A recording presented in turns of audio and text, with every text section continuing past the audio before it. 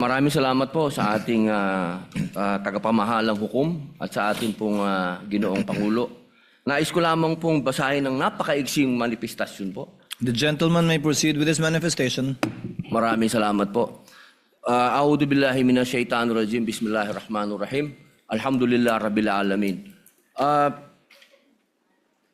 Aming mga kasama, ako po'y humihingi ng paumanhin sapagkat dito pong nakaraang linggo, lumabas po sa mga balita na may aligasyon na ako daw po ay hindi sumusunod sa batas. Ito po ay nakalulungkot para sa isang senador, sa isang senator judge, ang masabihan na hindi sumusunod sa batas. Samantalang nung tayo po ay merong mahal na saksi dito, pinaalala po natin sa kanya na harapin ang batas. Noong nakaraang linggo, ang atin pong kaibigan na ombudsman, ang sinabi po ng mahal na ombudsman na ako daw po ay hindi sumunod sa kanilang pasabi na mag-file ng aking counter affidavit. Nakakalungkot po ito sapagkat hindi po ito totoo. Inaamin ko po sa inyo kung ICC lang, hindi po talaga ako susunod. Hindi ako magpapasakop sa ICC.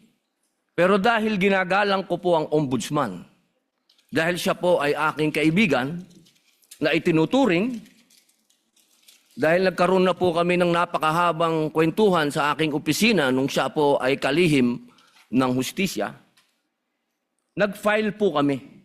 Ito po, hawak ko po ang original.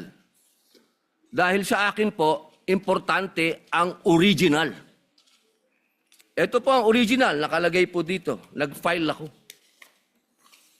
Nakalulungkot po na pati ang media ay nakikisama sa ganitong klasing propaganda na ang isang senador ay hindi sumusunod sa batas. Isang senator judge. Ito po, maaari ko po kayong bigyan ng kopya, mga mahal kong kasama, para mapatunayan na hindi ko po kayo ilalagay sa kahihiyan. Ako po ay nag-submit ng aking counter affidavit. At ganun din po, humihiling din po ako sa aking mga kasama, lalong-lalo na po sa aking kaibigan, Ginoong Pangulo, na sa mga ganitong pagkakataon, hinihingi ko po na tulungan din po ninyo kami.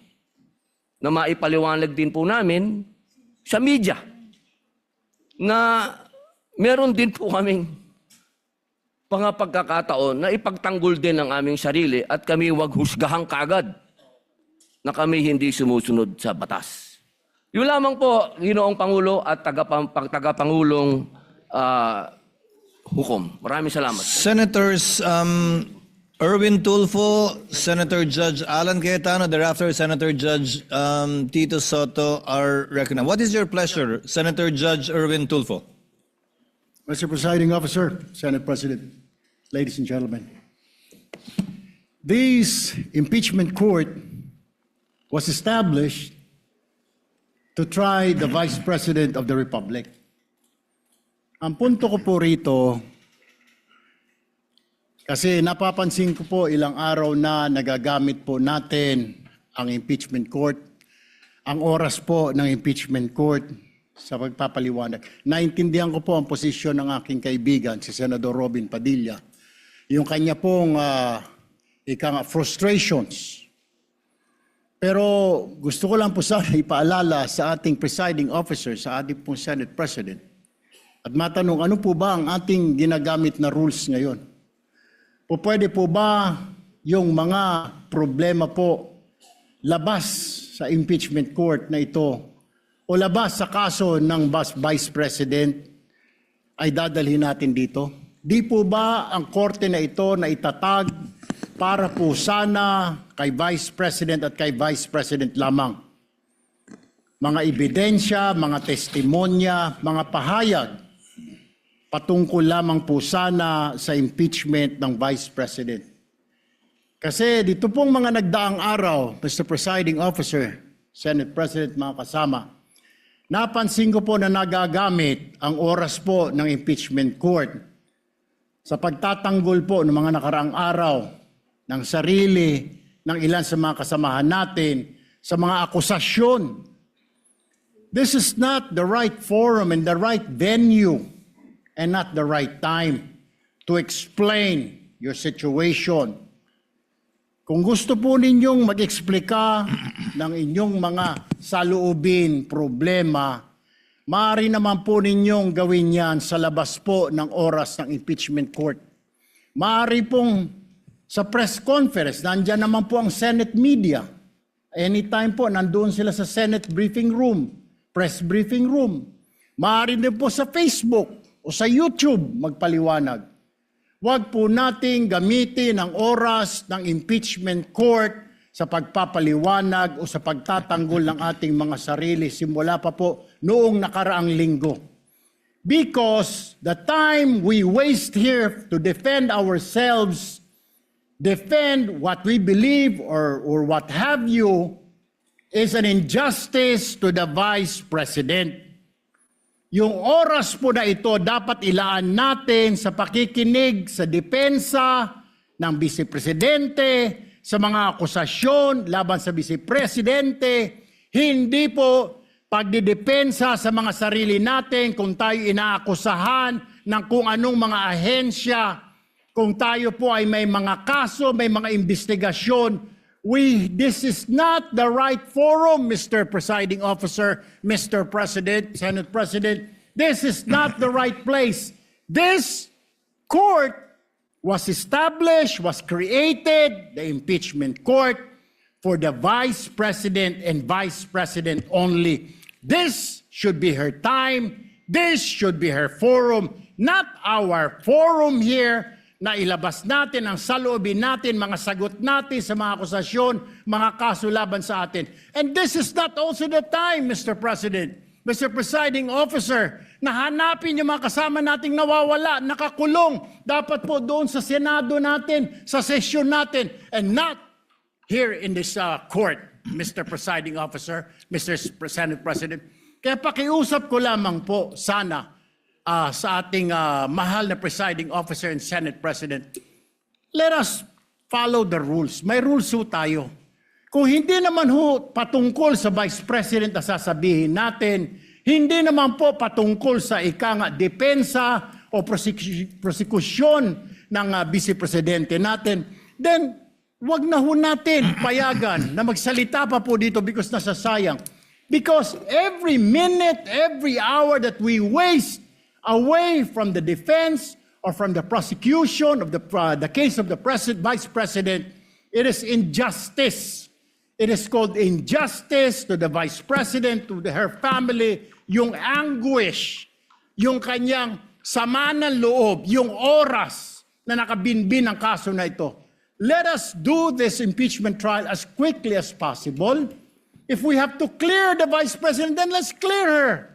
If we have to prosecute, then prosecute her with the evidence kung meron.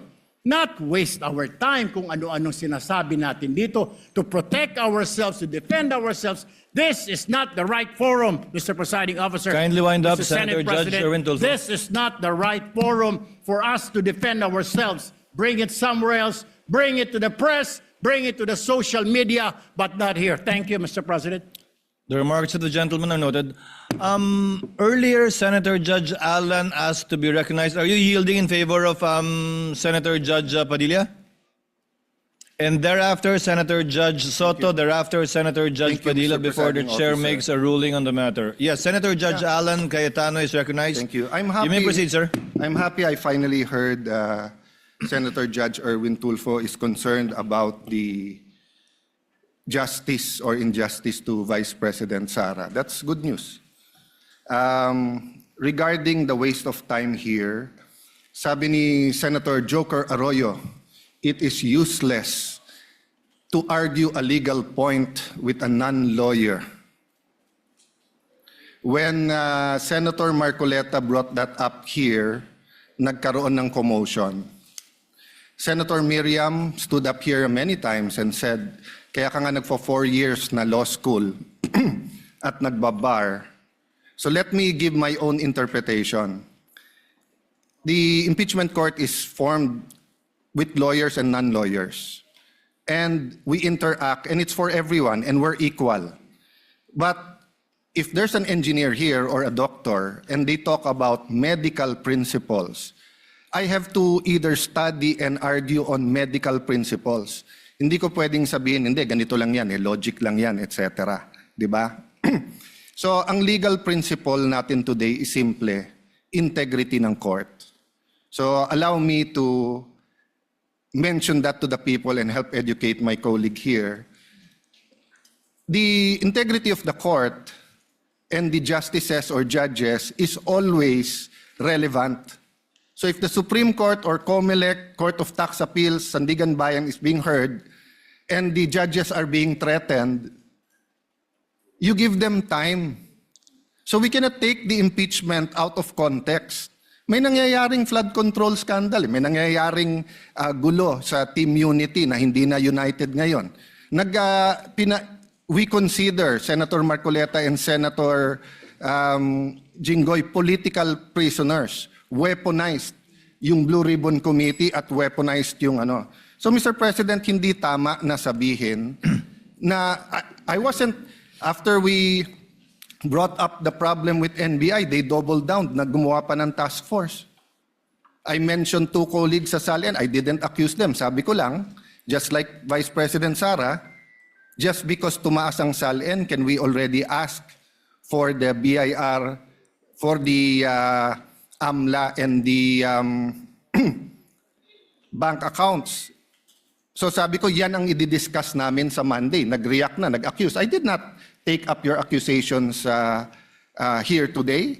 Si Secretary Vince Dizon, 3 beses na nag-verify sa Taguig. Sinabi na 3 beses na walang ghost. Ngayon, i-verify ulit. I wasn't going to bring that up, but then i-question ninyo si Senator Padilla. It was all over the news na hindi niya inintindi or he snubbed the ombudsman. I was going to stand up before Senator Erwin stood up just to say, may registered mail. So nung una pa lang, 5 minutes si Senator Tulfo. So I'll take the 5 minutes also if you don't mind.